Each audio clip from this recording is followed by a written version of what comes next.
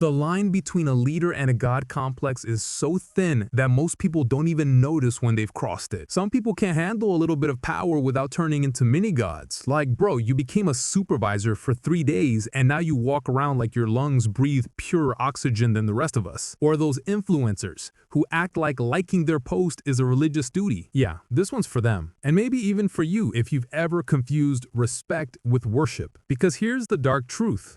When respect turns into worship, power turns into poison. And when you start demanding respect instead of commanding it through who you are, you're already halfway to building your own cult. 1.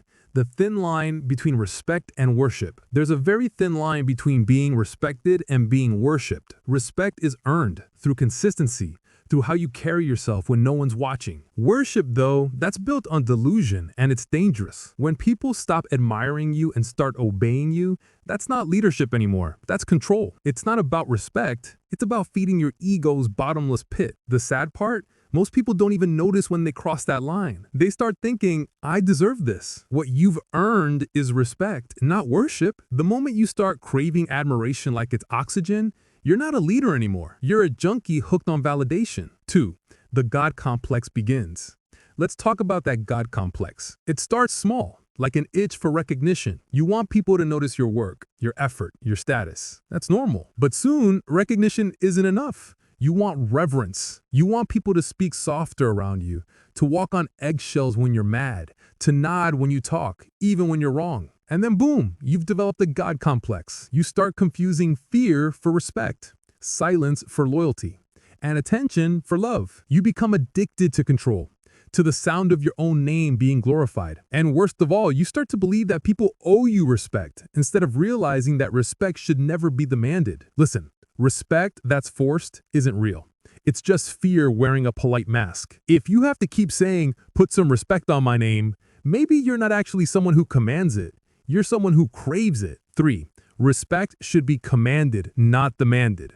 Let me make this clear.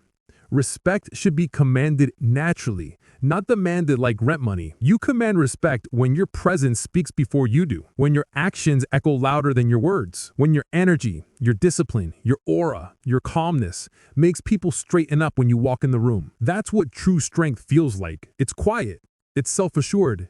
You don't need to scream for validation because your character already says, I'm not to be messed with. The people who keep demanding respect are usually the ones who don't deserve it. They think respect comes from being feared.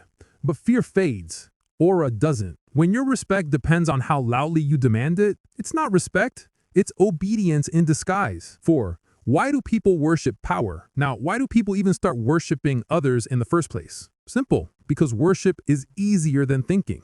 It's easier to bow than to build, easier to obey than to question, easier to follow someone blindly than to lead yourself through chaos. That's why so many people confuse confidence with divinity. They see someone who looks unshaken and say, wow, this person must know everything. They just learned how to look like it. People start worshiping because it makes them feel safe. They get direction without responsibility. They say, he'll lead me, instead of, I'll figure it out. And before they know it, they're kneeling to someone's ego instead of listening to their own conscience. 5. The power addiction. Now here's where it gets dark. When people start worshiping you, you feel it. It's intoxicating. You get addicted to attention, validation, being the one everyone listens to. And suddenly, you don't want truth. You want praise. You stop surrounding yourself with honest people and start collecting yes men like Pokemon cards. No one can question you anymore because you mistake honesty for disrespect. You start to believe your own hype. You stop being a leader and start being a performer obsessed with the applause. That's how the God complex eats you alive. And it's wild because the more power you chase, the less human you become. You lose empathy. You lose humility. All that's left is ego, starving, defensive, and terrified of irrelevance. 6. The follower's trap. Now let's flip the mirror to the followers. You ever meet people who defend their idols even when they're dead wrong? He didn't mean it. She's just being real. No, they're being delusional and you're enabling it. That's the danger of worship. It kills your judgment. You stop thinking. You start justifying. You stop analyzing. You start defending. And the person you worship, they stop respecting you because people who worship you don't challenge you. They just inflate you. And that's how corruption grows quietly through blind loyalty disguised as respect. You think you're being loyal, but you're really being controlled. And every time you silence your truth to please someone else's ego, you're not showing respect, you're surrendering your identity. 7. Real respect is built on equality. Let me tell you something that'll offend a few people. Real respect only exists between equals. When you admire someone but can still question them, that's respect. When you can disagree without being scared, that's maturity. When your admiration doesn't erase your individuality, that's balance. Respect isn't about hierarchy. It's about recognition. Recognizing value in others while still knowing your own. That's why people who truly command respect don't chase it. They don't need worship because their confidence comes from within. And you know what's funny? The most respected people in any room are often the quietest ones. They don't force attention, they attract it. They don't bark orders, they inspire discipline just by existing. That's what aura does. You don't speak it, people feel it. 8 signs you've crossed the line. Here's how to know if your respect has crossed into worship or control. 1.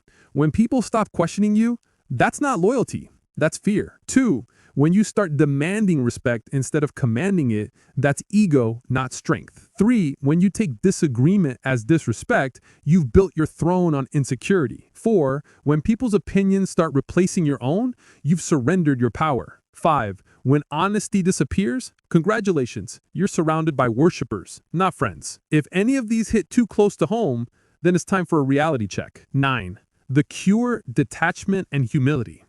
Here's the truth. Power isn't bad. Ego is. The only way to hold power without letting it consume you is through detachment. Detach from praise. Detach from titles. Detach from the idea that you're somehow above others. The moment you think you're untouchable, that's the exact moment your downfall begins. Real power doesn't need to shout. It doesn't demand. It doesn't humiliate. It just exists. Calm, grounded, unbothered. The people who have mastered themselves don't want to be worshipped. They just want to stay human in a world full of egos pretending to be gods. So here's the savage truth. Power isn't bad. Ego is. If you're really that powerful, you don't need to scream for respect. People will sense it.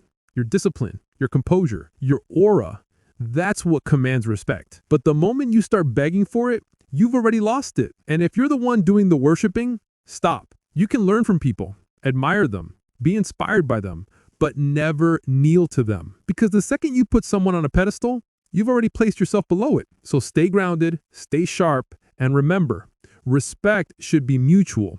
Worship should be reserved for gods. And trust me, half the people demanding respect out here barely even respect themselves. If this hit you deeper than you expected, make sure you subscribe to Cerebral Black Box. Drop a comment, share your thoughts, and let's keep tearing apart the truths most people are too scared to talk about.